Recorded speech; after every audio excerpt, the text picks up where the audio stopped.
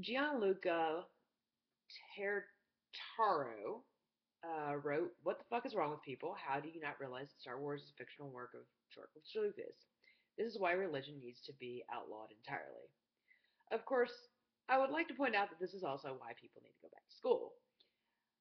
Uh, because, by this statement alone, I could deduce that Mr. or Mrs. Tertano is either against organized religion and has their own beliefs, or that they simply are atheists.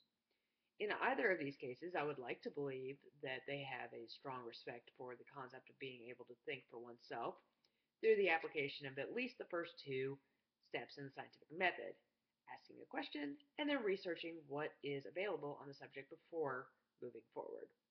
Sadly, by the comment alone, I can tell that while they might believe they have a respect for the process, or perhaps does not, but I'm going to give them the benefit of the doubt, clearly they don't have any real respect for it.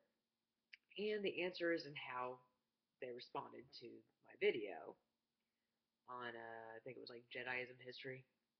Anyways, to be fair, he or she is not the only one that makes comments like these.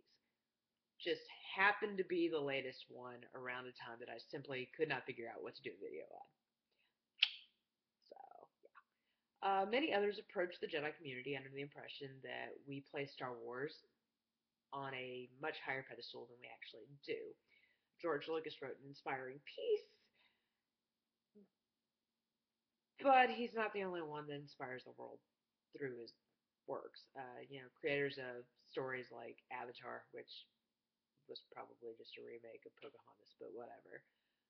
Cheetah Girls, yeah, that's been my recent thing, and my husband's probably in the background like, ugh. The Color Purple, or The Color of Friendship, and many more examples of stories that inspire us to become better people than who we were before.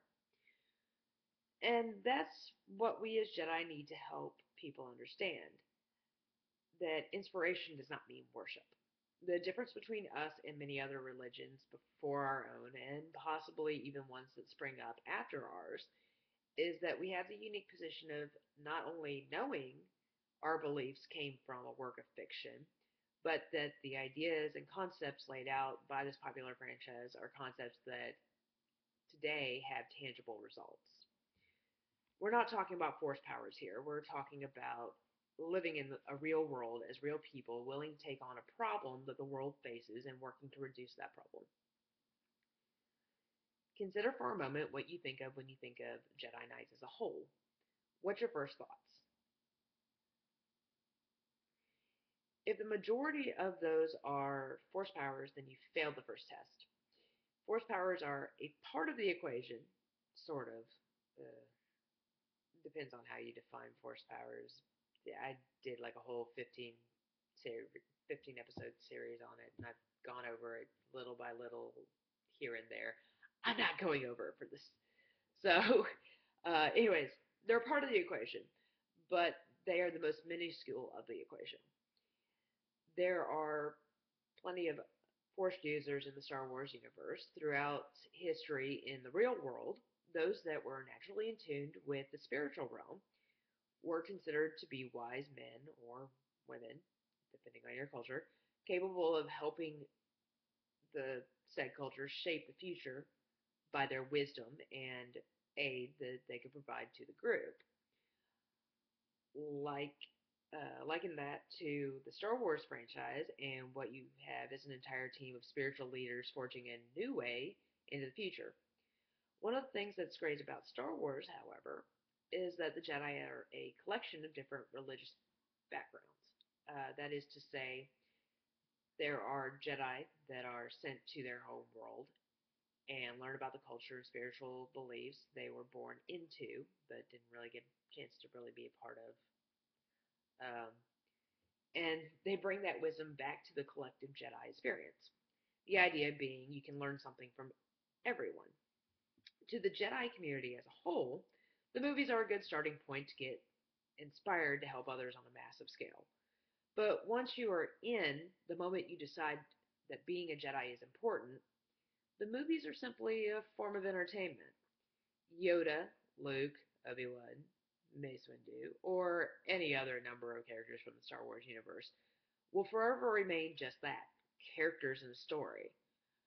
The battle between good and evil in the movies are even closer or are even considered far too black and white for how the world really works. We Jedi recognize that there's a real evil, but we also acknowledge that there's a right and wrong way to address these problems. As such, you will not find us going after every terrorist we suspect.